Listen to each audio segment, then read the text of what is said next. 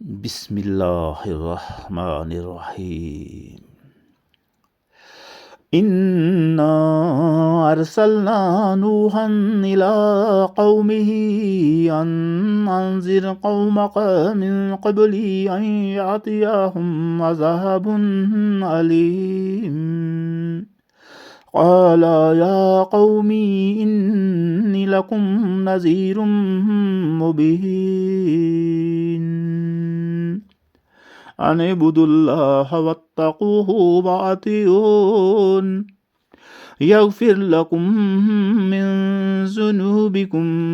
ويؤخركم إلى أجل مسمى إن أجل الله إذا جاء لا يؤخر لو كنتم تعلمون. قال ربي إني دعوت قومي ليلا ونهارا فلم يزدهم دعائي إلا فرارا وإني كلما دعوتهم لتغفر لهم جعلوا أصابعهم في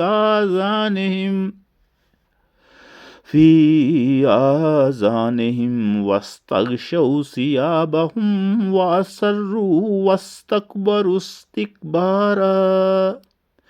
ثم إني دعوتهم جهارا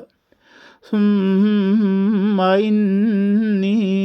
أعلنت لهم وأسررت لهم إسرارا فقلت استغفروا ربكم إنه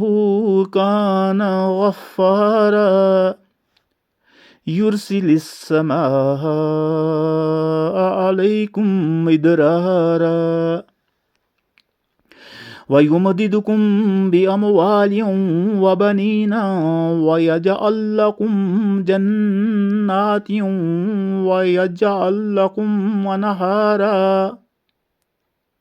ما لكم لا ترجون لله وقارا وقد خلقكم أطوارا ألم تروا كيف خلق الله سبع سماوات طباقا وجعل القمر فيهن نورا وجعل الشمس سراجا والله أنباتكم من الأرض نباتا ثم يعيدكم فيها ويخرجكم إخراجا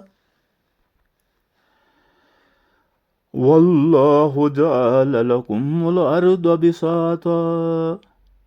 لتسلكوا منها سبلا فجاجا قال نوح ربي إنهم عصوني واتبعوا من لم يزده ماله وولده إلا خسارا قال نوح ربي إنهم عصوني واتبعوا من لم يزده ماله وولده إلا خسارا ومكروا مكرا كبارا وقالوا لا تذرن آلهتكم ولا تذرن ودا ولا سواع ولا يغوث ويعوق ونسرا وقد أضلوا كثيرا ولا تزد الظالمين إلا ضلالا مما خطيئاتهم أغرقوا فأدخلوا نارا فلم يجدوا لهم من دون الله أنصارا وقال نوح ربي لا تذر على الأرض من الكافرين ديارا إنك إن تذرهم يضلوا عبادك ولا يلدوا إلا فاجرا كفارا رب اغفر لي ولوالدي ولمن دخل بيتي مؤمنا وللمؤمنين والمؤمنات ولا تزد الظالمين إلا تبارا.